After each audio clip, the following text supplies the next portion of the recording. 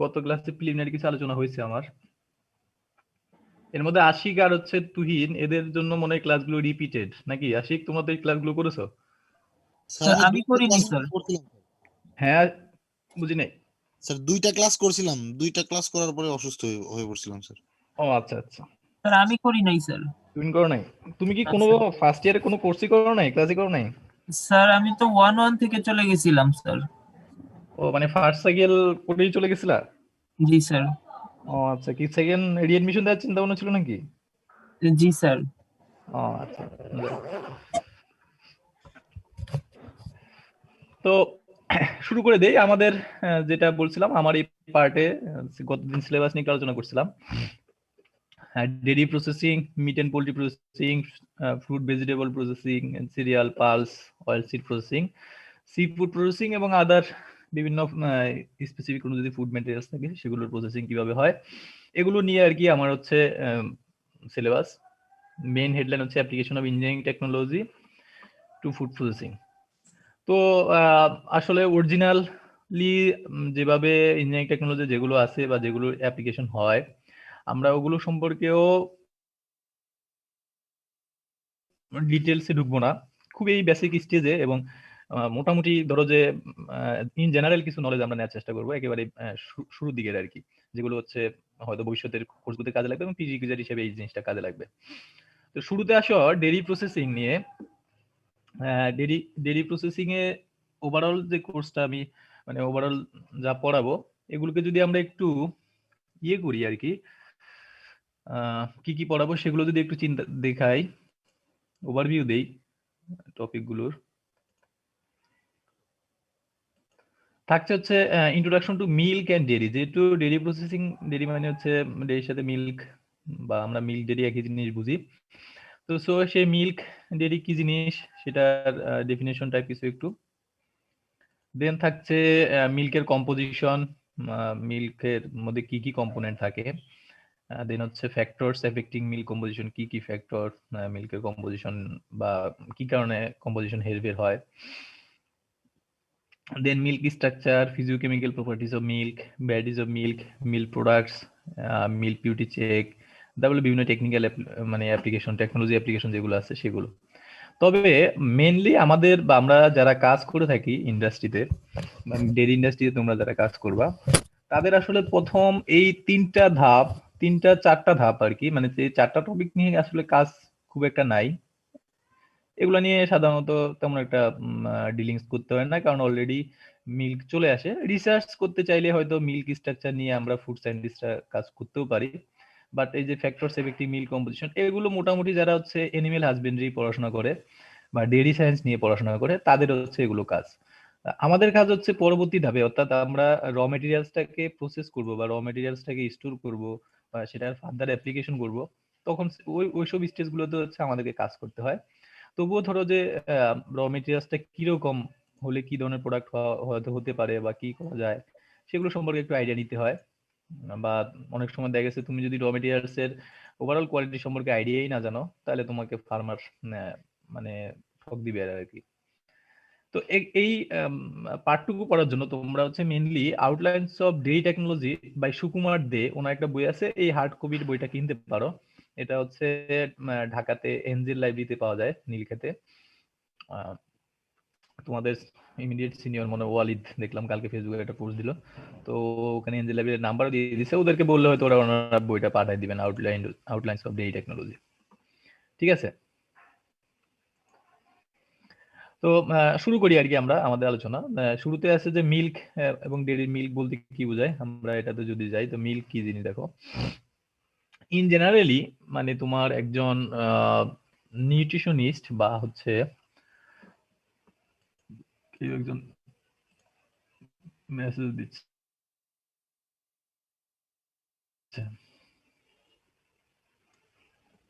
আচ্ছা, নিউট্রিশনিস্ট বা যারা হচ্ছেন কি বলা যায় মানে বিশেষ করে হেলথ সায়েন্স বা তোমার বা মেডিকেল সায়েন্স বা এইসব নিয়ে যারা পড়াশোনা করে বা যারা হচ্ছে শিশুর স্বাস্থ্য, মাতৃত্ব কালীন সময় এসবগুলো নিয়ে যারা আর কি পড়াশোনা করে, তাদের ডেফিনেশন অনুসারে মিলতে হবে এরকম The milk can be defined as the yellowish colored salty liquid secreted at putrefaction period from the mammary gland of mammals. মানে হচ্ছে যখন আমাদের মানে মায়েদের বা যখন বাবু হয় তখন তাদের যে মেমারি গ্ল্যান্ড থেকে যে লিকুইডটা সিক্রেট হয় সেটা হচ্ছে আর কি মিল্ক বা দুধ, which is known as the colostrum তাকে বলে আর কি। এবং এটাতে হচ্ছে প্রচুর প্রোটিন থাকে। সিরাম মানে হচ্ছে লিকুইড স্টেট যেটা আর কি সিরাম, এই এতে হচ্ছে প্রচুর পরিমাণে প্রোটিন থাকে।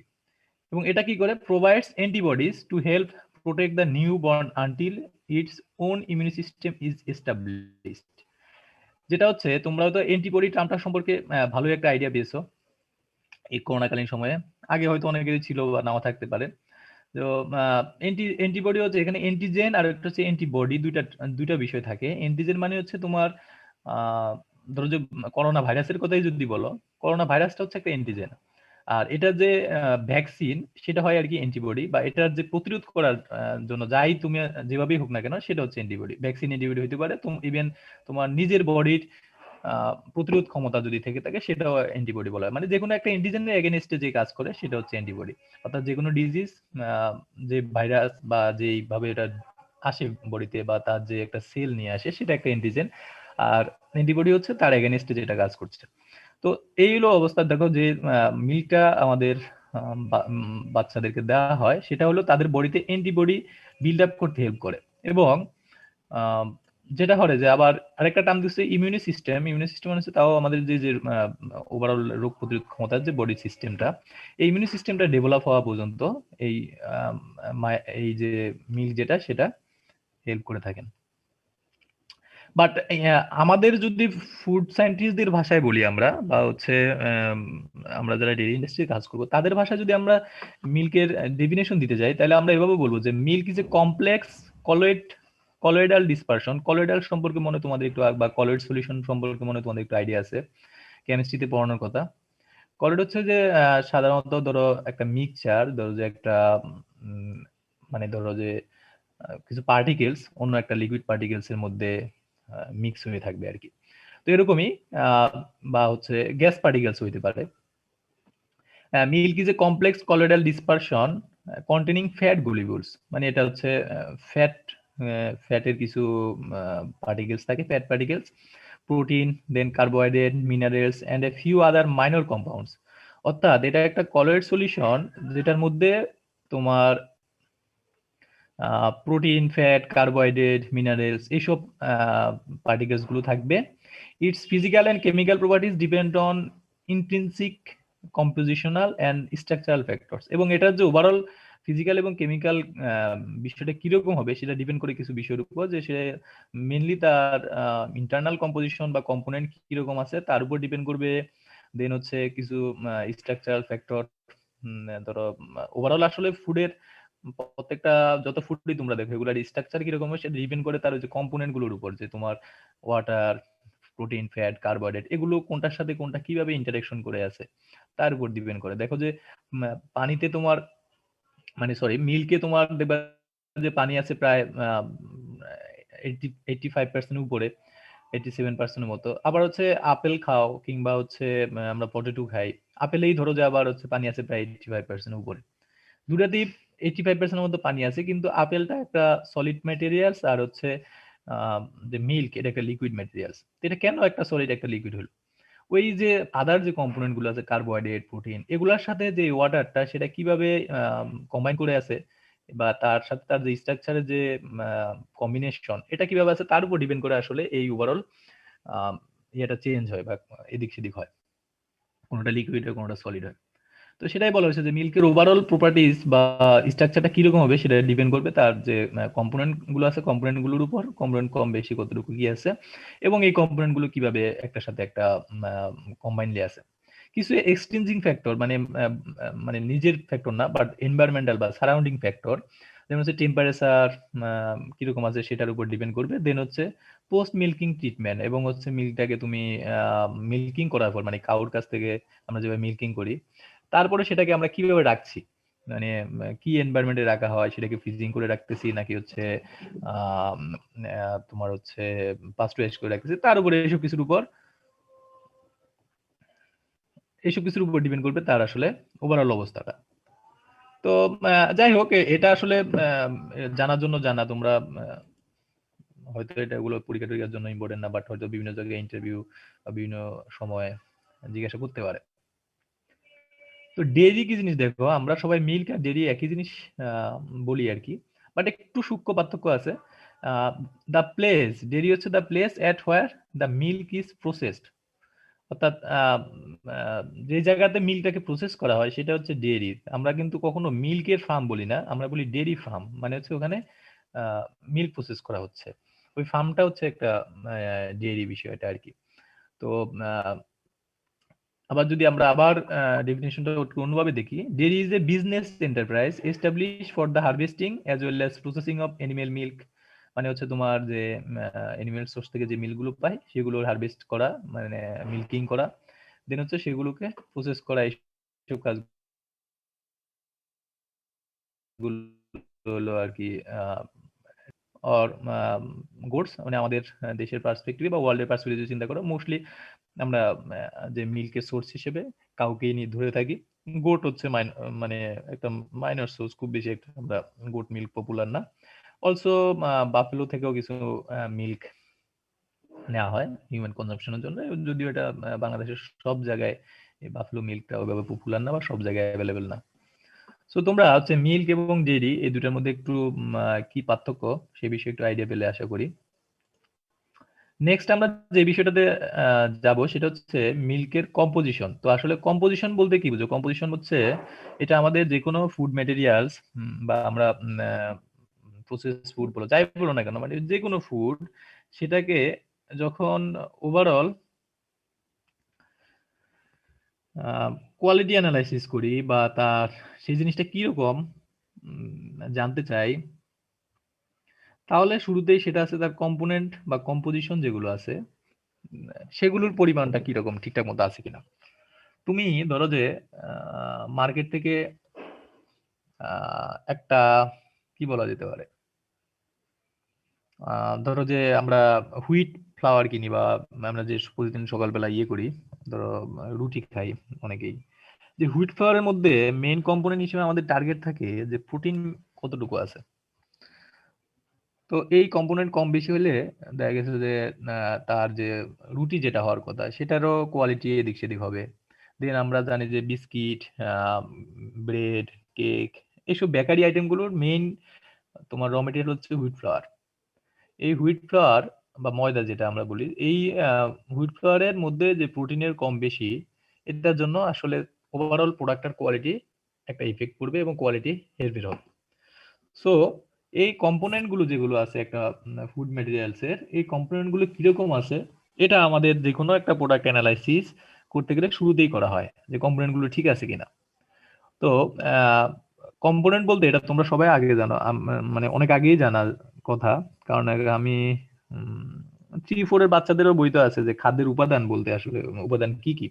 এই বিষয়ে তোমাদের আইডিয়া আছে? খাদ্যের উপাদানগুলো হচ্ছে তোমার ধরো যে পানি, শর্করা, দেন হচ্ছে প্রোটিন, এগুলো যেগুলো আছে, মানে মানে ওয়াটার, কার্বোহাইড্রেট, প্রোটিন, ফ্যাট, দেন হচ্ছে মিনারেল, ভিটামিন, এগুলো হচ্ছে আসলে মেইনলি পানির উপাদান, সরি মানে খাদ্যের উপাদান। তো একইভাবে আমরা মিল্কেরও যদি কম্পোজিশনটাকে দেখি, মিল্কের কম্পোজিশন আমরা একটু একটু একটু ডিফারেন্ট হইতে চিন্তা করব, তাহলে আমাদের এই জিনিসটা মনে রাখাও সহজ হবে, প্লাস হলো বুঝতেও সহজ হবে আর কি। যে কোনো একটা ফুড ম্যাটেরিয়ালস কে তুমি যখন অ্যানালাইসিস করবা, ফ্রেশ ফুড ম্যাটেরিয়ালস, এটার মধ্যে মেইনলি দুইটা কম্পোনেন্টে আমরা ভাগ করতে পারবো।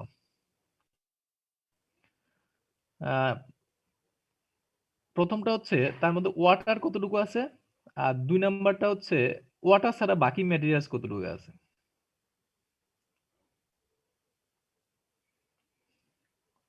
ওয়াটারটা আমাদের র ফুড ম্যাটেরিয়াল যেগুলি আছে এগুলো, এগুলো মোস্টলি যে কম্পোনেন্টটা থাকে সেটা হচ্ছে ওয়াটার, এবং মেজর একটা অ্যামাউন্ট হচ্ছে ওয়াটার নিয়ে গঠিত। মোর দেন 70-80% হচ্ছে ওয়াটার থাকে মোস্ট অফ দ্য র ফুড ম্যাটেরিয়ালস। তো দেখো মিল্কের ক্ষেত্রে তাই, যে এর মধ্যে তাহলে দুইটা কম্পোনেন্ট থাকবে, একটা হচ্ছে ওয়াটার, আর ওয়াটার বাদে বাকি যেটা সেটা মানে হচ্ছে সলিড, মানে পানি আর হলো সলিড। তুমি যদি টোটাল মিল্ক থেকে পানিটা আলাদা করো তাহলে পাবা সলিড ম্যাটেরিয়ালসটা। তো মিল্কের টোটাল ওয়াটারের পরিমাণ থাকে অ্যারাউন্ড 87%, অর্থাৎ এখানে একটু স্পেসিফাই করে বলা আছে 87.4% হচ্ছে ওয়াটার। আর সলিড যেটা, সলিড বা মিল্ক সলিড, সেটার পরিমাণ আছে তোমার 12.6%। তো এখন বাকি যে কম্পোনেন্ট গুলো কথা বললাম, যে কার্বোহাইড্রেট, প্রোটিন, দেন হচ্ছে ফ্যাট, এগুলো যাবে কোথায়? যেখানে সো কার্বোহাইড্রেট, প্রোটিন, ফ্যাট এগুলো অবশ্যই ওয়াটার ওয়াটার না, তাই তো নাকি? জি স্যার। হ্যাঁ স্যার। যেহেতু এগুলো ওয়াটার না, এগুলো সবগুলা এই সলিডের আন্ডারে যাবে। সো আমরা দেখি যে এবার যদি আমরা টোটাল মিল্কের জন্য মিল্ক সলিড যেটাকে সেটা আলাদা করি, একটা হচ্ছে ফ্যাট, একটা হচ্ছে milk solid not fat. MSNF মানে হচ্ছে মিল্ক সলিড নট ফ্যাট, মানে মিল্কেরই সলিড কিন্তু সেটা ফ্যাট না। তো আমরা কেন আসলে ফ্যাটটা দিয়ে আলাদা করলাম? আসলে মিল্কের ফ্যাটটা অনেক দামি একটা ফ্যাট, এবং দেখবা যে অনেক জায়গায় মিল্কের ফ্যাটটাকে আলাদা করে যে ডালডা মিশায়, এগুলা নিয়ে অনেক বেশি পরিমাণে মাঝে মধ্যে নিউজে আসতো, এখন আবার একটু কমছে মনে হয়। তো এগুলা দিয়ে আছে মানে আর্টিফিশিয়ালি ফ্যাট বানায়, মিল্কের মতো বানানো যায়। তো ওটাই বললাম যে যার জন্য মিল্কের ফ্যাটটা অনেক বেশি ইম্পর্টেন্ট, এবং মিল্ক ফ্যাট থেকে অনেক প্রোডাক্ট তৈরি হয়, তোমরা এটা জানো যে যে বাটার, চিজ, দেন হচ্ছে ঘি, এগুলো সব হচ্ছে, যার জন্য মিল্কের ফ্যাটটাকে আমরা এখানে বেশি গুরুত্ব দিয়ে আগে ফ্যাটটাকে আলাদা করলাম। তো মিল্ক সলিড এর মধ্যে একটা আছে ফ্যাট, একটা হচ্ছে মিল্ক সলিড নট ফ্যাট। তো ফ্যাটের পরিমাণ আছে 3.7%। তো 12.6 থেকে 3.7% যদি বাদ যায় তাহলে 8.9% থাকবে হচ্ছে মিল্ক সলিড নট ফ্যাট। তো আমরা তাহলে দুইটা কম্পোনেন্ট আলাদা হয়ে গেল, একটা ওয়াটার 87.4 আর একটা আছে ফ্যাট 3.74। এবার বাকি যেগুলো আছে সেগুলো আমরা দেখি। এবার বাকি যেটা আছে যে প্রোটিন, মিল্ক সলিড নট ফ্যাটের মধ্যে বাকি যে কম্পোনেন্ট যেগুলো থাকতে পারে, প্রোটিন থাকতে পারে।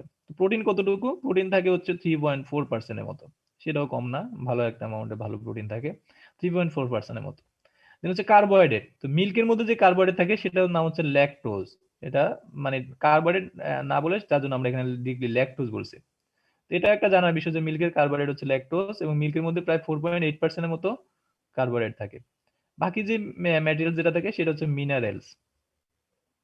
ঠিক আছে? তাহলে দেখো যে তাহলে মিল্কে ওয়াটার থাকছে এতটুকু, ফ্যাট এত, প্রোটিন, কার্বোহাইড্রেট, মিনারেলস, এই এতটুকু এতটুকু পরিমাণে ম্যাটেরিয়ালস থাকতেছে। প্রোটিন যেটা, প্রোটিনটাকে আবার হচ্ছে যে দুই ভাগে ভাগ করে হলো। মিল্কের যে প্রোটিন, যেটা মিল্কের মেন প্রোটিন হচ্ছে কেজিন। মিল্কের প্রোটিনটাকে বলা হয় কেজিন, এটা হয়তো অনেকে জানো। এবং মিল্কে 2.8%-এর মতো হচ্ছে প্রোটিন থাকে।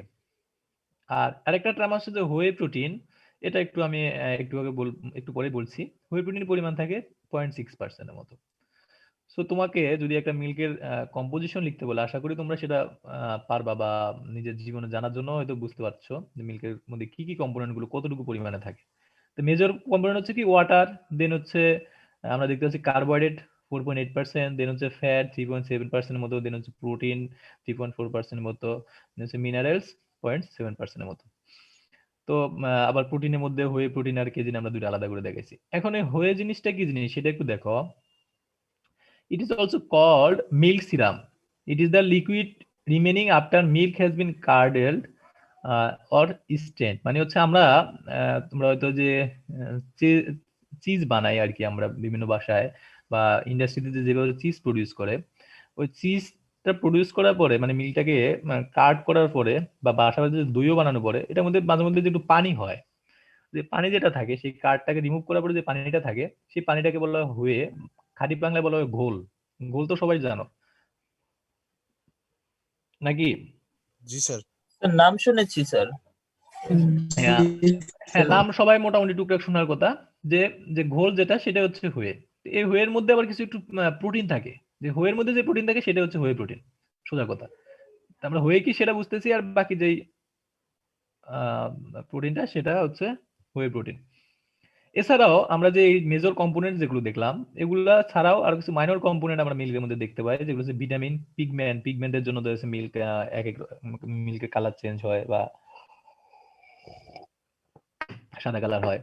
দেন হচ্ছে স্টেরল, মানে পিগমেন্ট গুলো হচ্ছে কালার কম্পাউন্ড, এগুলো যেগুলো এক এক ফুড যে এক এক রকম কালার, এই কালার কম্পাউন্ডের জন্য হচ্ছে কালার চেঞ্জ হয়, কোনোটার রেড হয়, কোনোটা যেটাতে যেটা বেশি থাকে সেটার কালার এক এক রকম হয়। দেন কিছু স্টেরল থাকে, ফসফোলিপিড থাকে, এনজাইম থাকে, এগুলো হচ্ছে মিল্কের মাইনর কম্পোনেন্ট, মানে খুবই অল্প পরিমাণে থাকে আর কি। তো এই যে মেজর আর মাইনর কম্পোনেন্ট সম্পর্কে যদি কখনো জানতে চাওয়া হয়, আশা করি তোমরা সেটা বলতে পারবা বা লিখতে চাইলে স্যার লিখতে পারবা। কার্ডেল মানে কি স্যার? কার্ডেল মানে হচ্ছে যে বসায় ফেলা আর কি, দই করার মতো। তোমরা দই তো দেখছো নাকি? না জি দেখলে স্যার। তো কথা না। জি স্যার। তো ওইটাই আর কি, এই যে দই যখন বানানো হয় মিল থেকে, তো দেখবা যে মাঝে মধ্যে এটাতে পানি বের হয়ে যায় বা পানি থেকে যায় ওটার মধ্যে, ওই পানিটা হচ্ছে হয়ে, আর ওই কার্ডেল মানে হচ্ছে দই। এখন দেখো এই যে মেজর এবং মাইনর কম্পোজিশন দেখছো, এর মধ্যে আরেকটা বিষয় সবসময় বলা হয় প্রক্সিমেট কম্পোজিশন। হ্যাঁ, মিল্কের না, যে কোনো ফুড ম্যাটেরিয়ালস এর প্রক্সিমেট কম্পোজিশন। প্রক্সিমেট কম্পোজিশন মানে হচ্ছে যে তাও মেজর কম্পোজিশনের মতোই, বাট তার মধ্যে শুধু ওই যে ওয়াটার, ফ্যাট, দেন হচ্ছে প্রোটিন, কার্বোহাইড্রেট, মিনারেলস, এই জিনিসগুলো সাধারণত আসে আর কি প্রক্সিমেট কম্পোজিশনে। এটাতে যেমন হচ্ছে যে তোমার ভিটামিন এসেছে, কম্পোজিশনকে যদি আলাদা করতে যায় তাহলে ভিটামিন আসে, কিন্তু প্রক্সিমেট কম্পোজিশনে ভিটামিন আসে না। কারণ হচ্ছে ভিটামিন যেগুলো আছে এগুলো হয় ফ্যাট সলিউবল অথবা হচ্ছে ওয়াটার সলিউবল। এটা তো তোমরা সবাই জানো যে ভিটামিনগুলো যেগুলো আছে হয় ওয়াটারে সলিউবল হয়ে থাকে অথবা ফ্যাটে থাকে। যার জন্য তুমি যদি ফ্যাটের পরিমাণ ডিটারমিনেশন করতে পারো, তাহলে তুমি হচ্ছে যে ওই যে ফ্যাট সলিউবল ভিটামিন যেগুলো আছে সেগুলো পরিমাণ ডিটারমিনেশন করতে পারবা, বা সেগুলো আলটিমেটলি ডিটারমাইন হয়ে যাবে। আর ওয়াটারও যদি পরিমাণ তুমি ডিটারমাইন করো, তাহলে ওয়াটার সলিউবল যেগুলো আছে সেগুলো ডিটারমাইন হয়ে যাবে। দেন আরেকটা কম্পোনেন্ট যেটা হলো আমরা ফুড অ্যানালিসিসে করে থাকি, সেটা হচ্ছে ফাইবারের পরিমাণ, ফাইবার কতটুকু আছে। এবং তোমার হচ্ছে প্লান্ট ম্যাটেরিয়াল যেগুলো আছে, ধরো প্লান্ট ফুড আমরা যেগুলো খেয়ে থাকি, একটু আগে বললাম হুইট ফ্লাওয়ারের কথা বা হচ্ছে রাইস। তো এই যে প্লান্ট ম্যাটেরিয়াল গুলোর মধ্যে কিছু ফাইবার কম্পোনেন্ট থাকে, বিভিন্ন ধরনের ফ্রুটস ভেজিটেবল যেগুলো, এই ফাইবার কম্পোনেন্টটা ডিটারমিনেশন করতে হয়। তো আসলে যদি তুমি কার্বোহাইড্রেট ডিটারমিনেশন করো, ফাইবারটা হচ্ছে একটা কার্বোহাইড্রেট, তো তাহলে দেখা যাচ্ছে ওই টোটাল কার্বোহাইড্রেটের মধ্যেই ফাইবারটা চলে আসবে। তো যার জন্য হলো প্রক্সিমেট কম্পোজিশন যখন বলা হয়, তখন আমরা প্রক্সিমেট কম্পোজিশন বলতে এই যে water, fat, protein, carbohydrate, minerals এগুলাকে বুঝবো। মানে আমরা proximate composition, major composition, minor composition এগুলো সম্পর্কে একটা ভালো আইডিয়া পেলাম। তো প্রক্সিমেট কম্পোজিশন আর মেজর কম্পোজিশন অলমোস্ট সেম জিনিসই। এবার আমরা যে জিনিসটা দেখবো সেটা হচ্ছে এই যে মিল্কের কম্পোজিশন একটু আগে যেটা দেখলাম, এটা চেঞ্জ কম বেশি হয়, কখনো বেশি, কোনো মিল্কের জন্য কম, কোনো মিল্কের জন্য বেশি। তো এটা কেন কম বেশি হয়? আহ, কিছু ফ্যাক্টর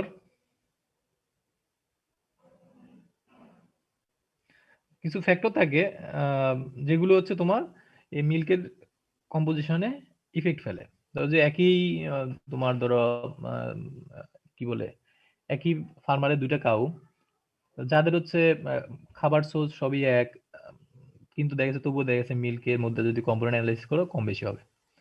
তো সেই কম্পোজিশনটা যদি তুমি দেখতে যাও, কোন কোন ফ্যাক্টরের উপর কম্পোজিশন গুলো ইফেক্ট পড়বে সেগুলো নিয়ে একটু আলোচনা করি। শুধু দেখছে স্পেসিস, মানে এটা আসলে একটা ইম্পর্টেন্ট জিনিস। সেটা হলো দেখো একটা সময় বাংলাদেশে যারা হচ্ছে এই গরু লালন পালন করতেন, তারা যেই দেশি কাউ যেগুলো আছে সেগুলো ম্যাক্সিমাম সময় তারা হচ্ছে কিনে সেগুলো লালন পালন করতেন। তো সেগুলোতে যে মিলগুলো পাওয়া যায় সেটার কম্পোনেন্ট, আর হচ্ছে যে যে, নিউজিল্যান্ডের বা অস্ট্রেলিয়ান গরু যেগুলো এখন বাংলাদেশে অ্যাভেলেবেল অনেকের আছে, এগুলো কম্পোনেন্ট বা ওই যে একটু আগে যে পরিমাণগুলো দেখলাম, ফ্যাটের পরিমাণ, প্রোটিনের পরিমাণ সেম হবে না। তো অর্থাৎ এক এক স্পেসিসের উপর ডিপেন্ড করছে তার এই যে ওভারঅল কম্পোনেন্ট কতটুকু হবে সেটার পরিমাণ। দেন হচ্ছে breed, larger yield of milk, lower the fat. তোমার হচ্ছে কিছু কিছু তোমার হচ্ছে প্রজাতি, তোমার কাউট প্রজাতি বা সোর্স যেগুলো আছে আর কি, বাফেলো, বড় গোট, এগুলো প্রচুর পরিমাণে হচ্ছে মিল্ক দেয়। একটা কাউই দেখা গেছে daily 20 litre, 30 litre, 40 litre milk দিচ্ছে।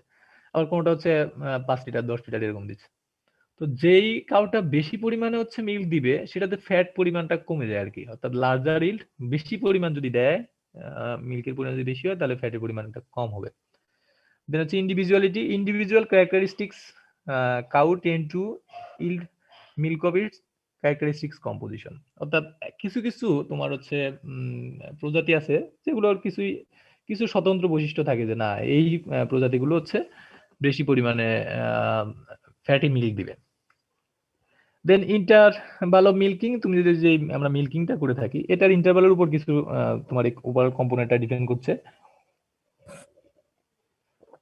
অনেকদিন পর পর তুমি যদি মিল্কিং করাও তাহলে হচ্ছে বেশি মিল্ক পাবা এবং হচ্ছে ফ্যাট মানে ভালো পরিমাণে ভালো কম্পোজিশনে মিল্ক পাবা। Completeness of milking, complete milking shows normal fat test, মানে যদি নর্মাল ফ্যাট টেস্ট করতে থাকে তাহলে নর্মাল, যদি কমপ্লিট মিল্কিংটা করা হয় দেখে নর্মাল পরিমাণে ফ্যাট পাওয়া যায়।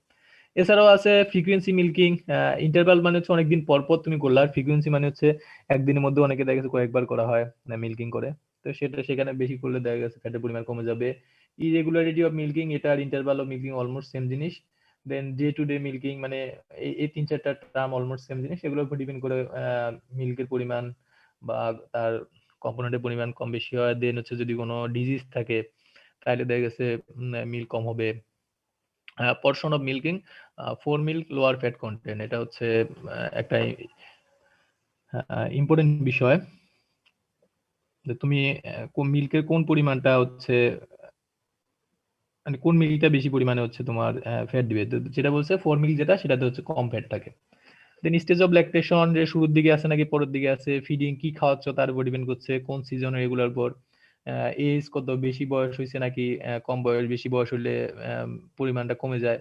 যে কোনো ড্রাগ বা হরমোন অ্যাড করা হয়েছে কিনা তার খাবারে বা ইনজেক্ট করা হয়েছে কিনা এগুলোর উপর ডিপেন্ড করে আর কি।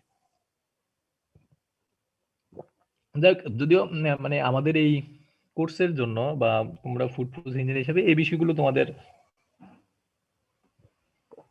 ফিউচারের জন্য অতটা ইম্পর্টেন্ট না, কারণ হচ্ছে তোমরা হয়তো এগুলো নিয়ে কাজ করতে হবে না। বাট এই বিষয়গুলো অনেকেরই জানা, যাদের হচ্ছে গ্রামের বাড়ি বা যাদের হচ্ছে মানে এই গরু লালন পালনের অভিজ্ঞতা আছে। সিম্পল, বাট হচ্ছে এগুলো ওভারঅল আমাদের হচ্ছে মিল্কের কম্পোজিশনে ইফেক্ট ফেলবে।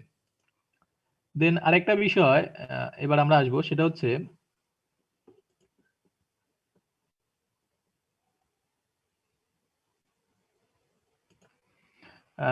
মিল্ক যেটা আমরা এবার ধরো যে তোমার মিল্কিং করানো হলো, মিল্ক পেলাম, এই মিল্কটা যেটা এটাকে অবশ্য কিভাবে ক্লাসিফাই করা হয় বা এর কত ভ্যারাইটি আছে মিল্কের।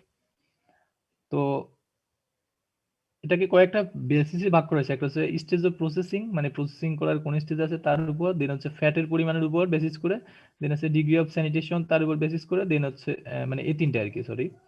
তো দেখো, স্টেজ অফ প্রসেসিং এর উপর বেসিস করে মিল্কের যে ক্লাসিফিকেশন বা ক্লাসিফাই করা হয় তার মধ্যে আছে র মিল্ক, মানে হচ্ছে এটা একেবারে নো প্রসেসিং, মানে কোনো প্রসেসিং এ করা হয় নাই।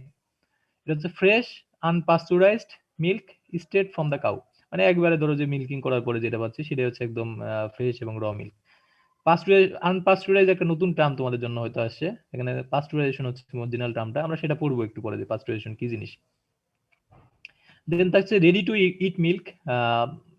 তোমার আমরা অনেকেই কি করি, ধরো এই মিল্কিং করার সাথে সাথে যে মিল্কটা আছে সেটা আমরা খেয়ে ফেলি, যদিও মিল্কিং মানে যখন মিল্কটা কাউর আটারে থাকে তখন হচ্ছে সেটা 100% স্টেরাইল থাকে, মানে সেটাতে কোনো মাইক্রোবিয়াল কন্টামিনেশন হওয়ার বা কন্টামিনেট থাকে না, 100% পিওর থাকে, সেটা তুমি খেতে পারো।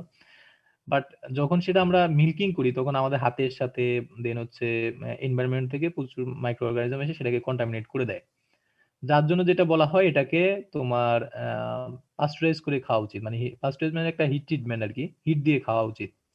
তো রেডি টু ইট মিল্ক যেটা সেটা হচ্ছে পাস্টুরাইজ মিল্ক, মানে হিট প্রসেস করা হয়েছে, অর্গানিজম গুলোকে মারা হয়েছে এবং ওই মিল্কটা মাইক্রো অর্গানিজম ফ্রি আছে, suitable for direct human consumption. এই রেডি টু ইট মিল্কটা যেটা হচ্ছে মানুষের কনজাম্পশনের জন্য সুইটেবল থাকবে। দেন আরেকটা জিনিস দেখতেছো ফর্টিফাইড, ফর্টিফিকেশন একটা নতুন টার্ম আসছে তোমাদের জন্য হয়তো, মানে যেহেতু তোমরা এই সাবজেক্টের মানে নতুন একটা ডিসিপ্লিনে ঢুকছো, এরকম নতুন নতুন কিছু শব্দ আসবে, সেগুলো মনে রাখার চেষ্টা করো, পরবর্তীতে সুবিধা হবে আর কি। হচ্ছে ফর্টিফাইড মিল্ক। ফর্টিফাইড মানে ফর্টিফিকেশন জিনিসটা হচ্ছে কি ভিন্ন, দেখো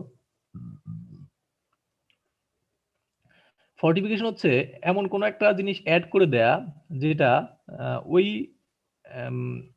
প্রোডাক্টের মধ্যে বা ওই ফুড ম্যাটেরিয়ালস এর মধ্যে ছিল না। যেমন যার জন্য এখানে বলেছে edition of one or more vitamins, minerals or proteins not already present in a food. ঠিক আছে, আমরা অনেক সময় ইদানিং কালে বাজারে অনেক সময় দেখি যে ভিটামিন ডি ফর্টিফাইড সয়াবিন তেল এরকম অ্যাড দেয়, তোমার বাজারে পাওয়া যায়, প্লাস টিভিতে অ্যাড দেয়। তো ভিটামিন ডি যেটা, সেটা আসলে তোমার জানো যে ফ্যাট সলিবল। এবং যদি কোনো অয়েল বা ফ্যাটের মধ্যে যদি ইয়েটা না থাকে, ওই ভিটামিন ডিটা না থাকে বা সাধারণত থাকে না, তখন সেটাকে তুমি ফর্টিফাইড করতে পারো, যেটা ছিল না কিন্তু তুমি হচ্ছে অ্যাড করে দিলে, এক্সট্রা অ্যাড করে দাও। তো ফর্টিফাইড মিল্ক কোনটা, যে এই মিল্কের মধ্যেই কিছু কম্পোনেন্ট হয়তো থাকবে না, যে কম্পোনেন্ট গুলো তুমি চাচ্ছ অ্যাড করে দেওয়ার জন্য, এরকম মিল্কে বলা হয় ফর্টিফাইড মিল্ক। দেন আছে ফ্যাট কন্টেন্টের উপর বেসিস করে, এটা অনেক বেশি ইম্পর্টেন্ট এবং এটার অ্যাপ্লিকেশন একটু পরে বা ক্লাস করতে গিয়ে পাবা। যে ফ্যাট কন্টেন্টের উপর বেসিস করে মিল্কে 3 ভাগে ভাগ করা যায়। একটা হচ্ছে হোল মিল্ক। হোল মিল্ক বলতে একবারে ফ্রেশ মিল্ক যেটা আর কি। দেন হচ্ছে আমরা কখনো হোল মিল্ক টার্ম ইউজ করি, কখনো র মিল্ক ইউজ করি, কখনো ফ্রেশ মিল্ক ইউজ করি, যাই করি না কেন অরিজিনালি তোমাদের বুঝে নিতে হবে এটা হচ্ছে এমন একটা মিল্ক যেটার মধ্যে, যেটা এগুলো অরিজিনাল আর কি, মানে হারভেস্টে পরে পাওয়া যায়, এবং সেটার মধ্যে মোটামুটি 3.5 থেকে 4.5% মতো হচ্ছে ইয়ে থাকবে, ফ্যাট থাকবে। একটু আগে আমরা দেখছি কতটুকু ফ্যাট থাকে, 3.7% মতো। তো কোনো কোনো মিল্কে আমরা দেখছি আবার যে কোন এটা ভেরিও করতে পারে, কারণ হচ্ছে বিভিন্ন ফ্যাক্টরির উপর বেসিস করে এই ফ্যাটের পরিমাণটা ভ্যারি করে। তো যদি সেটা 3.5 থেকে 4.5% মধ্যে হয়, তাহলে আমরা সেটাকে ধরে নিই যে এটা হোল মিল্ক। দেন লো ফ্যাট মিল্ক বা scheme milk, semi scheme milk. এখানে যে স্কিম একটা নতুন টার্ম আসছে, সেটাও সম্পর্কে তোমাদের একটু পরে মানে এখনই তোমাদের বলবো যে আসলে স্কিম মিল্ক কি জিনিস। তো লো ফ্যাট মিল্ক বা সেমি স্কিম মিল্ক হচ্ছে কি, a significant percentage of fat is removed from the milk. আমরা তোমরা হয়তো অনেকে মিল্কের যে আমরা যে মার্কেটে যে মিল্কগুলো অ্যাভেলেবেল আছে সেগুলোর মধ্যে তোমরা দেখবা যে লেখা থাকে সেমি স্কিম মিল্ক বা স্কিম মিল্ক, দেন হচ্ছে হোল মিল্ক, এগুলো প্যাকেটে গায়ে লেখা থাকে। এর পিছনে কারণ হলো যে স্কিম মিল্ক বা সেমি স্কিম এগুলো ফ্যাট পরিমাণ, ফ্যাট যেটা আছে ফ্যাটটাকে রিমুভ করে নেওয়া হয়। তো যদি কোনো একটা মিল্ক থেকে ফ্যাট রিমুভ করে নেওয়া হয় এবং ওই ফ্যাটের মধ্যে 1 থেকে 2% মতো মিল্ক ফ্যাট থাকে, তখন তাকে বলা হয় সেমি স্কিম মিল্ক। আর স্কিম মিল্ক হচ্ছে যে fat free milk, almost all fat is removed, but 0.5%, maximum 0.5% মতো ফ্যাট থাকতে পারে। বাট আবার 0% থাকতে পারে, 0.1, 0.2 এরকম যেকোনো থাকতে পারে, ম্যাক্সিমাম 0.5% মতো ফ্যাট থাকতে পারে। সো একটা এই একটা জিনিস যে মার্কেটে এই টার্মটা প্রচুর ইউজ হয় এবং তোমরা দেখো যে সেমি স্কিম মিল্ক বা স্কিম মিল্ক কি জিনিস। আশা করি এখন বুঝতে পারো যে কেন এটার নাম স্কিম মিল্ক হলো। এখানে যে ফ্যাট যেটা, মিল্ক ফ্যাট যেটা, এটাকে ক্রিমও বলা হয়। সেটাও তোমরা বিভিন্ন জায়গায় কাজ করতে গিয়ে দেখবা যে আমরা কোথাও কোথাও ক্রিম টার্মটা ইউজ করছি। ক্রিম মানে হচ্ছে ফ্যাট। দেন হচ্ছে ডিগ্রি অফ স্যানিটেশন, অর্থাৎ হচ্ছে মাইক্রোবিয়াল কাউন্টের উপর বেসিস করে একটা মিল্ককে কত ভাগে ভাগ করা যায় সেটার উপর, মানে সেটার এখানে একটু ডেফিনেশন দেওয়া হয়েছে। যেটা বলা হচ্ছে গ্রেড এ মিল্ক, যেটা grade A milk, total bacterial count not more than 20,000 per ML. প্রতি এমএল এ যদি টোটাল মাইক্রো অর্গানিজমের পরিমাণ 20,000-এর কম হয় এবং কলিফর্ম ব্যাকটেরিয়ার পরিমাণ যদি 10টার নিচে হয়, এবং সেটা মানে এটা হচ্ছে পাস্টুরাইজ মিল্কের ক্ষেত্রে, তখন আমরা সেটাকে বলে থাকি যে গ্রেড এ মিল্ক। এছাড়াও নো সোমাটিক সেল এবং ড্রাগ রেসিডিউ, এগুলো কি জিনিস সেটা আমি একটু পরে বলবো বা পরবর্তী ক্লাসে আলোচনা হবে, যে ড্রাগ রেসিডিউ থাকবে না, সোমাটিক সেল থাকবে না, এবং এই মিল্কটা হচ্ছে ডিরেক্ট কনজাম্পশনের জন্য সুইটেবল।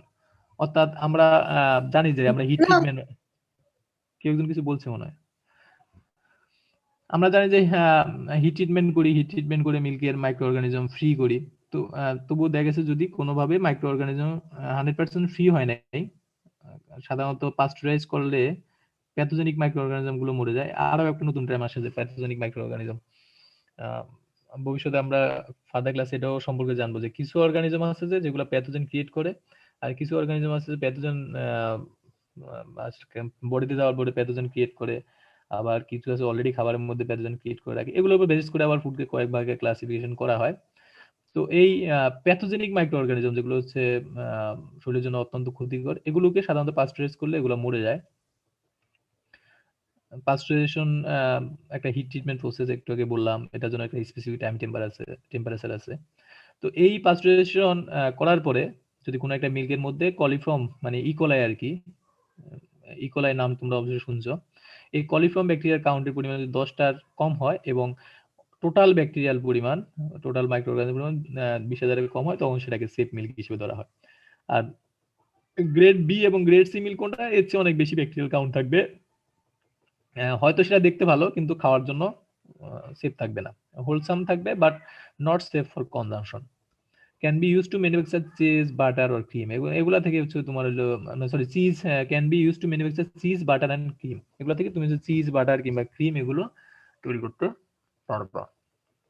তো আজকে এতটুকুই পড়াবো, আরো কিছু স্লাইড ছিল, এগুলো পরবর্তী ক্লাসে আলোচনা করবো। তো তোমরা ওভারঅল মিল্ক সম্পর্কে একটা প্রিলিমিনারি ধারণা আর কি, একেবারে যে আমরা ডেইরি প্রসেসিং এ যাচ্ছি, সেখানে মিল্ক কি জিনিস, মিল্কটা হচ্ছে ডেইরি কি জিনিস, মিল্কের কি কি কম্পোনেন্ট থাকে, এগুলো নিয়ে একটু আলোচনা করার চেষ্টা করলাম।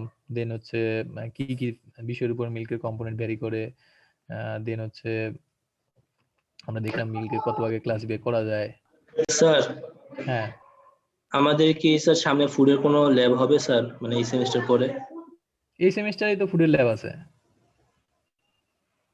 ও আচ্ছা, introduction to chemical and food process engineering নামে একটা ল্যাব আছে, তোমরা দেখেছো কিনা? জি স্যার। ওটার মধ্যেই তোমার কিছু কেমিক্যালের মনে হয় 3-4টা হবে কেমিক্যালের সেশনাল, আর হলো বাকি 3-4টা হবে ফুডের সেশনাল, দুইটা কম্বিনেশন করে আর কি টোটাল সেশনাল ডিজাইন কেমন করা। হবে স্যার, মানে দুধ এগুলো নিয়ে স্যার, না কেমন? এটা হচ্ছে তোমাদের সাজ্জাদ স্যার পড়ানোর কথা, উনি ওনার মতো করে কি কি পড়াবেন আমি ঠিক বুঝতে পারছি না। যাই হোক, তাও প্রিলিমিনারি স্টেজেরই কিছু হয়তো এক্সপেরিমেন্ট করাবেন আর কি। আসলে ওভারঅল সবগুলো বিষয়ে আজকেও কালকেও এই কোর্সে হোক বা পরবর্তী কোর্সে একটু টাচ দেওয়া হবে, সেটা সেশনালি হোক কিংবা থিওরিতে হোক। সো এখন যে বিষয়টা নিয়ে এখন যদি তুমি উনি হয়তো তোমাকে ব্লাঞ্চিং শিখাচ্ছেন বা পাস্টুরেশন শিখাচ্ছেন, ব্লাঞ্চিং হয়তো আমার পার্টে নাই বাট ওনার পার্টে হয়তো ব্লাঞ্চিং থাকবেন, উনি ইভাপোরেশন শিখাচ্ছেন, সেগুলো নিয়ে হয়তো একটা প্র্যাকটিক্যাল মানে করাই দিলেন, হতেই পারে 3-4টা প্র্যাকটিক্যাল হবে আর কি।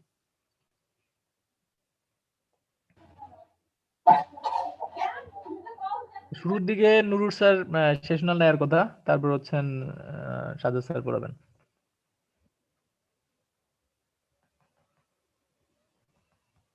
কারো কিছু জানার আছে এই বিষয়গুলো নিয়ে? আর স্যার আমাদের এইটার স্লাইডটা কি দিয়ে দিয়েছেন? দিয়ে দেয়নি, দিয়ে দিব। জি স্যার। ক্লাসরুম একটা ওপেন করলে ভালো হয় স্যার। হ্যাঁ হ্যাঁ, আমি ক্লাস ওপেন করে দিয়ে দেবো। স্যার মিল্কের কম্পোজিশন গুলা কি স্যার, মানে পার্সেন্টেজ গুলা কি অ্যাকুরেট হওয়া লাগবে? অ্যাকুরেট হওয়া লাগবে না, বাট হচ্ছে কাছাকাছি যেন থাকে। ধরো যে মিল্কে তোমার আমি বলছি ফ্যাট পার্সেন্টেজ আছে তোমার ধরো 3.7%, বাট তুমি তা না লিখে লিখলে যে 8.7%। কথা বুঝছো? জি স্যার। মানে এক্স্যাক্টলি তুমি তুমি অন্য একটা রেফারেন্স বই থেকে যদি খোঁজো তাহলে পার্সেন্টেজ চেঞ্জ হতে পারে, সেটা আমি অলরেডি আলোচনা করছি যে কেন চেঞ্জ হয়। তো সেটা চেঞ্জ আসতেই পারে, বাট তোমার তোমার যেটা তুমি লিখছো সেটা আসলে কতটুকু অ্যাকুরেট সেটা একটা বিষয়। তো তুমি এমন একটা জিনিস তাই লিখবা না যেটা মানে অনেক বেশি ডিফারেন্স ক্রিয়েট করে। অনেক অনেক পার্সেন্টেজ স্যার, এগুলো মুখস্থ রাখাও স্যার একটু টাফ স্যার। সবই টাফ, আবার সবই সহজ। তোমার বড়রা রাখতেছে, তার বড়রা রাখছে, তার বড়রা রাখছে, আশা করি তোমরাও পারবা। পড়লে মানে কঠিন চিন্তাগুলো সবই কঠিন, আবার পড়াশোনা করলে সবই ইজি আর কি। স্যার আজকের পড়াগুলো স্যার ফুড ইঞ্জিনিয়ারিং বইটাতে আছে স্যার?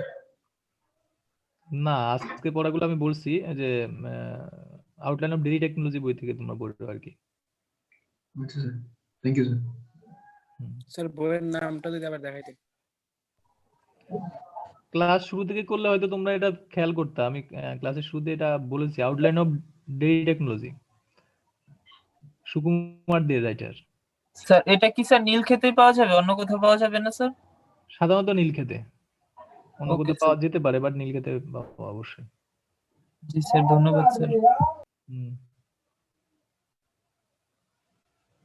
ঠিক আছে তাইলে। অভিক দাস আসছো নাকি? অভিক দাস?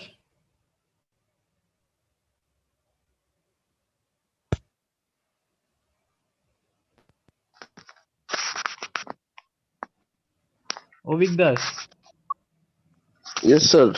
তুমি গত ক্লাসে কোথায় ছিলা? স্যার প্রেজেন্ট ছিলাম স্যার। হ্যাঁ, প্রেজেন্ট ছিলাম স্যার। পুরা ক্লাস প্রেজেন্ট ছিলা? জি স্যার। তাই নাকি? তুমি শিওর তুমি পুরা ক্লাস প্রেজেন্ট ছিলা? স্যার ডিসকানেক্ট হয়ে গেছিলাম মনে হয়, কিন্তু স্যার ম্যাক্সিমাম টাইম ছিলাম। ও, তা আমি যদি তোমাকে একটা রিপোর্ট দেখে দিই, তুমি তো টোলা ক্লাসে মাত্র 5 মিনিট ছিলা।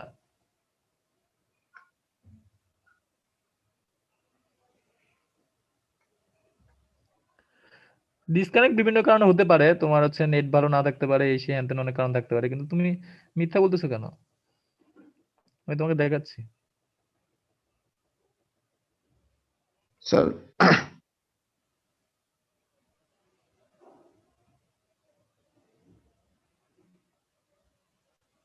এটা তো অভিক দাস নাকি?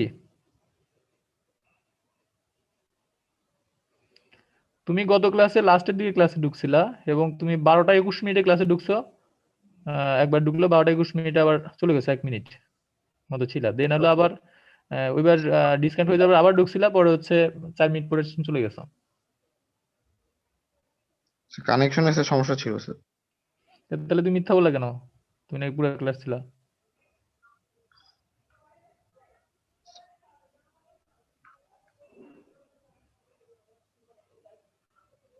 আর শুরুর দিকে ছিল না, ভাবছো হয়তো স্যারের লাস্টের দিকে অ্যাটেন্ডেন্স দিবে, তাই এখন একটু ঢুকে চলে আসি নাকি?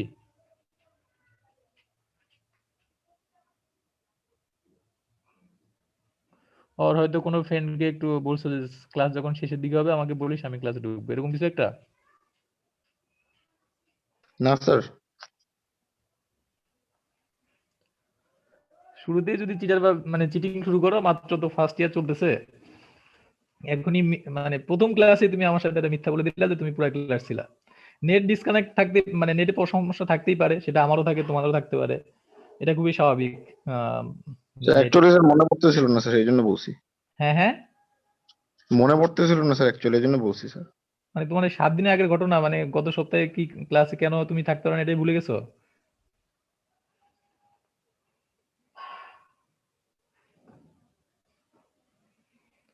কিন্তু দেখতেছি যে এনিওয়ে, কাদের ক্লাস নিচ্ছি সেটা আস্তে আস্তে বোঝা যাবে, কে কতটুকু কিরকম।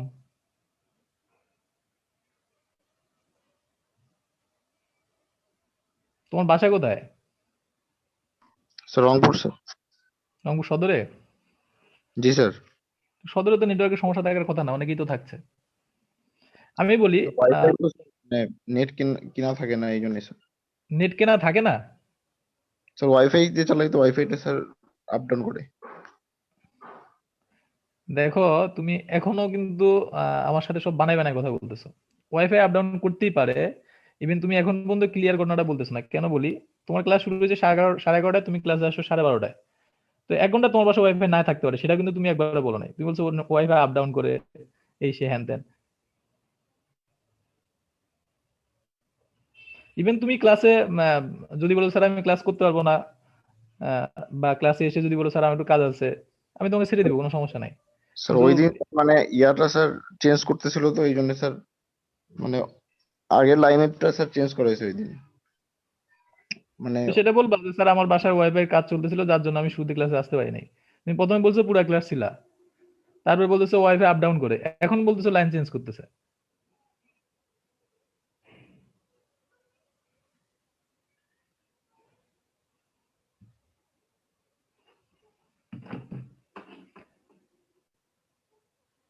শুনো, যদি আমি লাস্ট ক্লাসে বলছি তোমার আমার ক্লাস ভালো নাই লাগতে পারে, পড়ানোর স্টাইল ভালো না লাগতে পারে, ক্লাস করতে ইন্টারেস্ট ফিল না করলে তুমি চলে যাও, আমাকে বলে যাও বা না বলে যাও, কোনো সমস্যা নেই। এসব চিটিং বাট ট্রাই করতে এসো না, সোজা করতে এটা সে সবার জন্যই, যেখানে এসে যে এটা আসলে ওই স্কুল বা কলেজ লেভেলে না। আমরা স্কুল কলেজে তোমরা আহ, যেমন করে আসছো, যারা তোমাদের টিচার ছিল সবাইকে আবার তখন আবার তাদের সাথে সম্পর্কটা একটু অন্য লেভেলের ছিল। এখানেও আমাদের সম্পর্ক অনেক ভালো হবে। ইউনিভার্সিটিতে টিচার শিক্ষার্থীর সম্পর্ক বেশ আন্তরিক হয়, তো সেটা গড়ে নিতে হয়। সেখানে যদি এরকম হয় যে না ফার্স্ট ইমপ্রেশনে তুমি একজনের সাথে এরকম কিছু একজন টিচারের সাথে উল্টাপাল্টা কথাবার্তা বলা শুরু করে দিলা যে এই ঘটনায় একবারে সত্য কথা বলতেছো না, তোমাকে এখানে আমি তুমি একটা ক্লাস না করলে তোমার তোমার 50% অ্যাটেন্ডেন্স নিচে যাইতো না, আবার হচ্ছে এটার জন্য আমি তোমাকে বিশেষ কোনো দণ্ডও দিতাম না, ইভেন তুমি ক্লাস না করলেও আমি কিছু বলতাম না। কিন্তু যেখানে এসে তুমি বলো উল্টাপাল্টা কথা, দেখবো না আজকে ক্লাসে কতটুকু তুমি ক্লাস করছো রিপোর্ট দেখলে বোঝা যাবে। আজকে তো কোনো সমস্যা ছিল না নাকি? না স্যার। আচ্ছা আজকেটা দেখা যাবে। Yeah, ঠিক আছে, ভালো থেকো সবাই। আসসালামু আলাইকুম স্যার। আসসালামু আলাইকুম ওয়ালাইকুম স্যার।